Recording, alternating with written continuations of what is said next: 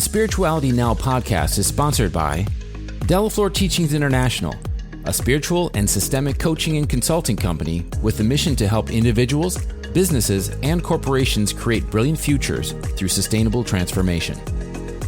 Also sponsored by the Network for Human Empowerment, a philanthropic TV network that serves Spanish-speaking communities with free, conscious education aimed to empower individuals to become the best versions of themselves. And our podcast producer, Ascend Media, Authority Syndication, delivering premium video marketing, podcast production, and social syndication.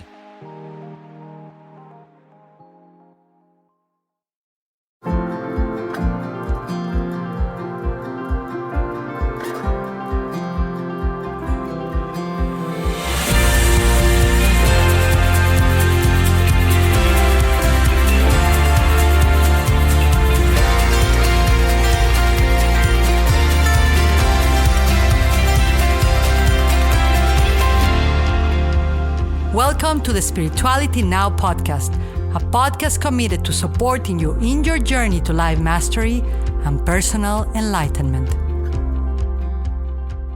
Welcome to the Spirituality Now podcast. I am your host, a very happy host, a host that feels that today is not magical, not mystical, but like ultra mystical, ultra magical podcast, because I have a guest that I think, I was trying to make up a word for her, like instead of master of flow, like flowster, or I was trying to let a word birth. But before that, I have a little reminder before we go into literally a cosmic embodied, which is a very important word for our guest, right in this very special podcast with our very special guest. I want to remind you that we are a philanthropic-based podcast. My company, Delaflor Teachings International, a systemic coaching and consulting company for corporations and individuals with spirituality, transcendental rebirth, family constellations, any juicy thing that helps teams, individuals be more harmonic and coherent while on this earth. That's what we serve. That's what we do. We have trainers, we have coaches, and we support a lot of businesses. We're also produced by Ascend Media, Authority Syndication Media, who help us in the editing, who make sure that if I mess up, our guests, are able to be honored by their magic and their wisdom. So a shout out to Ascend Media.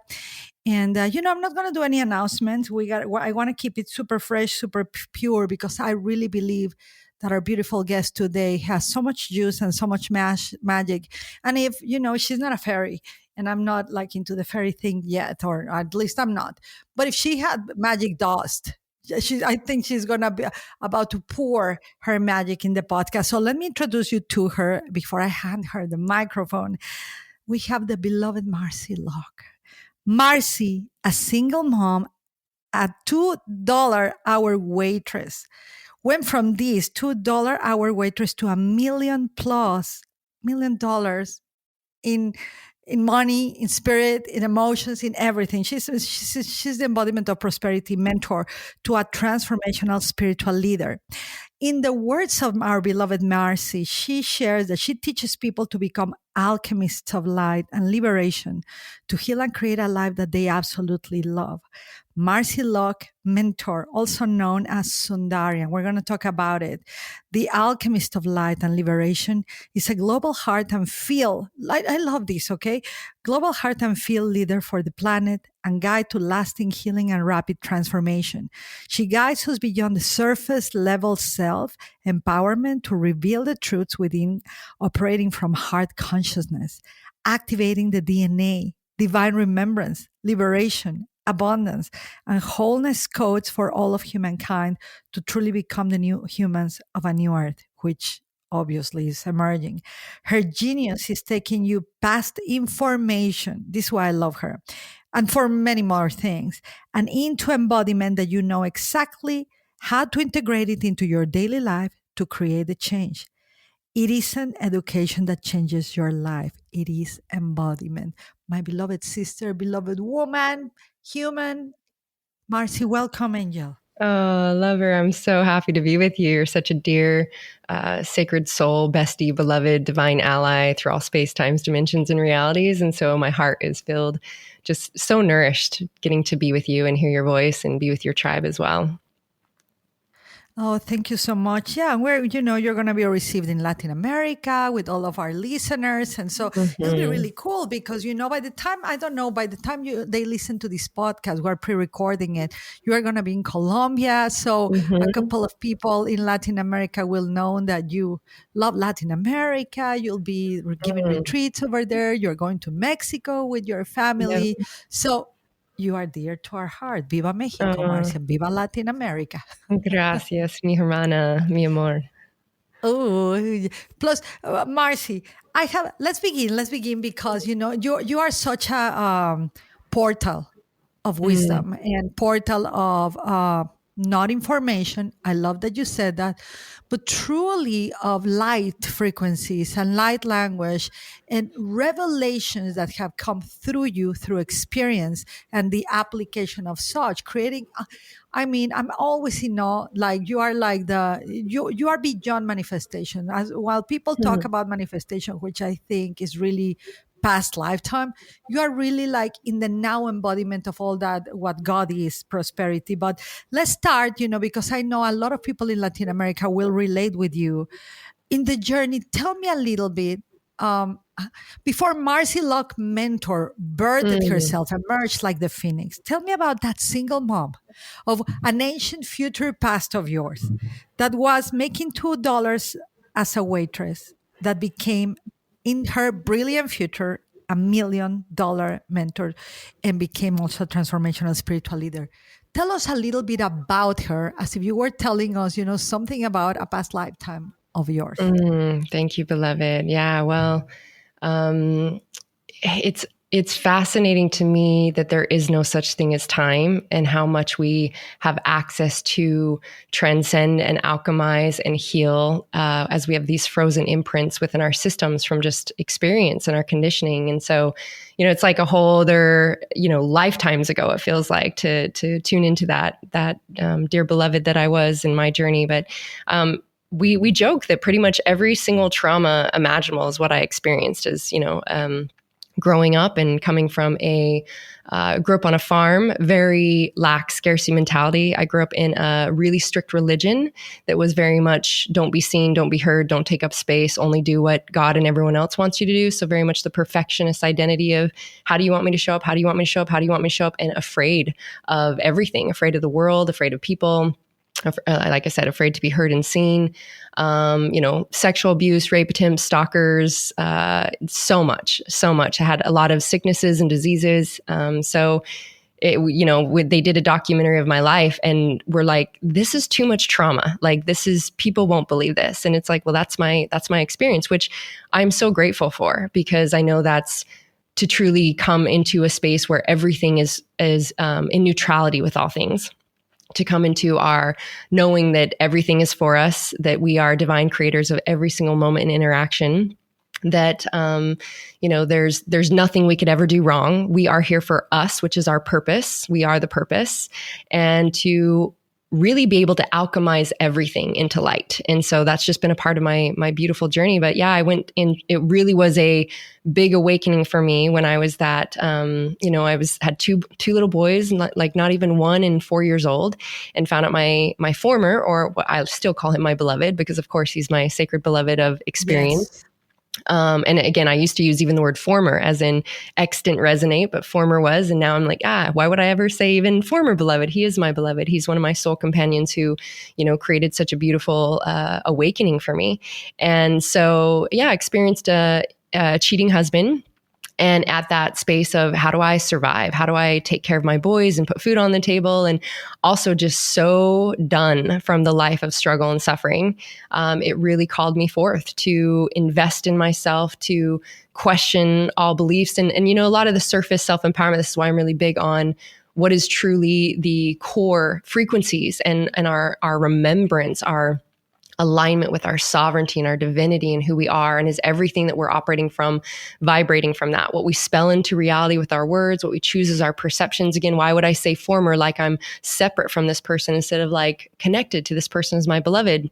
Those micro attunements that we have to come from the highest frequency that allows us to be operating from fifth dimensional consciousness and above, which is new earth consciousness, which is heart-centered consciousness, which is there is no separation. There is only us in a unified field of stewardship over the land and the people, and all of us together being in our highest bliss and prosperity. And so it was just a beautiful journey to call me forth of going from what for years I thought I had studied empowerment, but it was, like I said, really surface, let's say some affirmations and try to look towards something else. But really our opportunity is to lean into every single thing in front of us that has a lower vibration or is causing resistance or separation, because all of that is the illusion. And so, that was, oh my gosh, Yvonne, how many years ago was that? I was like, I'm turning actually 42 soon on the sacred portal of 22. I'll be turning 42 years young. And, that was when I was 28 years old.